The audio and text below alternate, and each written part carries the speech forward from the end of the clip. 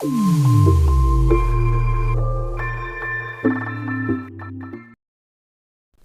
देखिए यहाँ पे हम लोग अभी तक दूसरा प्रश्न देख चुके हैं। अब ये हम लोग का पहला प्रश्न देख चुके हैं, ये हम लोग का क्या है, दूसरा प्रश्न है। और दूसरा प्रश्न में हम लोग फिर देखेंगे बहुत आसानी से कैसे हम लोग इसको सॉल्व कर सकते हैं।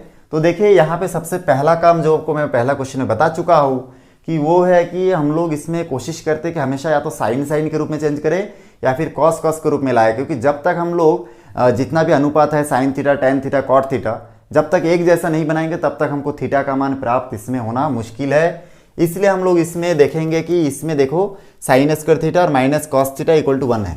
तो हम लोग सोचेंगे कि इसमें हम लोग क्या सूत्र लगा सकते हैं। ये आपको सोचना पड़ेगा पहले कि हम लोग क्या सूत्र इसमें लगा सकते हैं।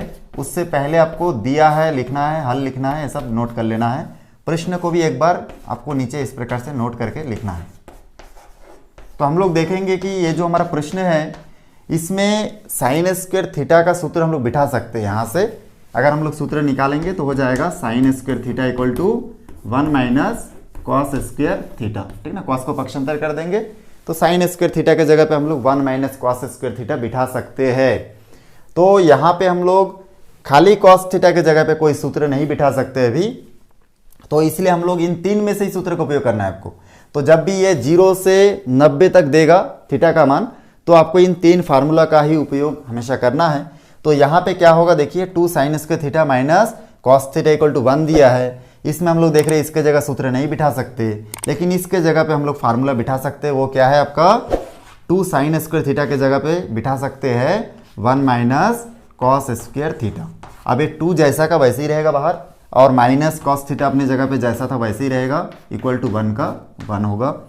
आगे हम लोग इसको इसके साथ गुना करेंगे तो हो जाएगा 2 माइनस ये 2 इसके साथ गुना होके 2 कॉस स्क्वायर थीटा माइनस यहाँ पे कॉस थीटा का कॉस थीटा ही होगा, और इस 1 को इधर पक्षांतर करके ले आएंगे तो हो जाएगा -1, और बराबर के इस तरफ क्या बचेगा, 0 बचेगा। अब बहुत आसान है। उसके बाद हम लोग देखेंगे इसमें देखिए घात 2 है, इसका कुछ घात नहीं है, और ये दोनों खाली संख्या है। तो खाली संख्या एक प्लस में है और एक देखिए माइनस में है, तो ये प्लस माइनस में माइनस होगा। तो हम लोग इसको लिख सकते हैं -2 cos square theta minus cos theta, और ये 2 और ये क्या हो जाएगा माइनस होके +1 प्राप्त होगा, बराबर 0 का 0। फिर सामने संख्या में अगर माइनस नहीं रखना है तो इसको आप पक्षांतर कर दीजिए उस तरफ, तो ये 2 क्या हो जाएगा यहाँ, और देखिए जहाँ पे माइनस हम लोग हटाते हैं माइनस वहाँ से हट जाएगा, बाकी जगह क्या कर देगा वो निशान को चेंज कर देगा, माइनस यहाँ से हट जाएगा तो ये हो जाएगा प्लस में, ये माइनस में है तो ये भी होगा प्लस में, और ये माइनस प्लस में है तो ये हो जाएगा -1। मतलब सब जगह क्या हो जाएगा आपका साइन जो है चेंज हो जाएगा। यहाँ तक बहुत आसान है। चलिए आगे बढ़ते हैं। अब हम लोग देखेंगे ये एक बन चुका है वर्ग समीकरण। वर्ग समीकरण मतलब आप लोगों को कुछ इस फॉर्मेट में ये दिख रहा है, ठीक ना, 2x का square minus x plus 1 equal to 0, ऐसा। ये मैं एग्जांपल दे रहा हूँ आपको।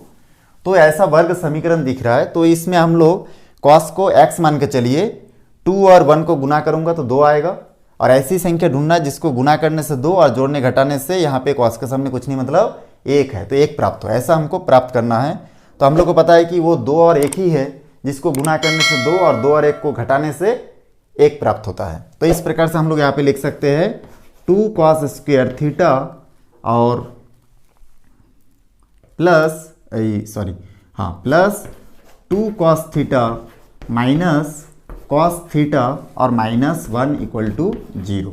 यहाँ पे मैं क्या किया, ये कॉस को आप x मान के चलिए, ठीक ना। तो जैसे हम लोग 2 एकम 2 और ऐसी संख्या जिसको जोड़ने घटाने से 1 प्राप्त होना चाहिए, तो यहाँ पे क्योंकि x है तो 1x प्राप्त होना चाहिए, ठीक ना। तो इसलिए हम लोग क्या करते थे 2x और 1x को हटाते। वैसे ही यहाँ पे 2 कॉस और 1 कॉस, मैं सामने कुछ नहीं लिखा मतलब 1 है, तो ये दोनों को हम लोग घटाएंगे तो हमको खाली प्लस कॉस थीटा प्राप्त होगा।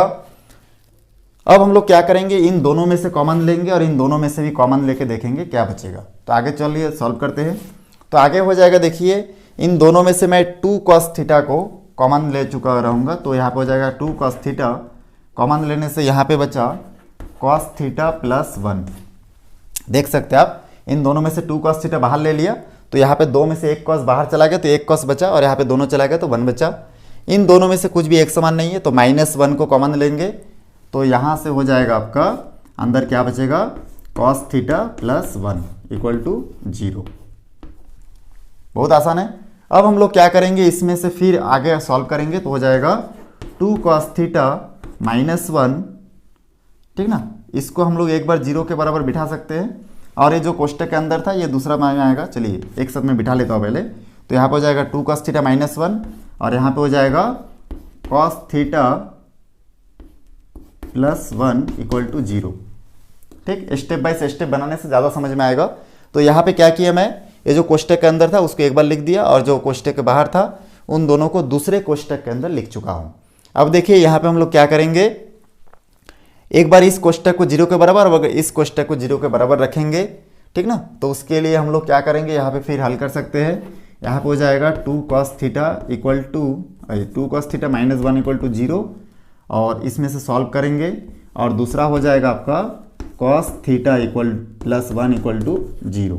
ठीक है, दोनों कोष्टक के जो मान है उसको हम लोग 0 के बराबर रखें।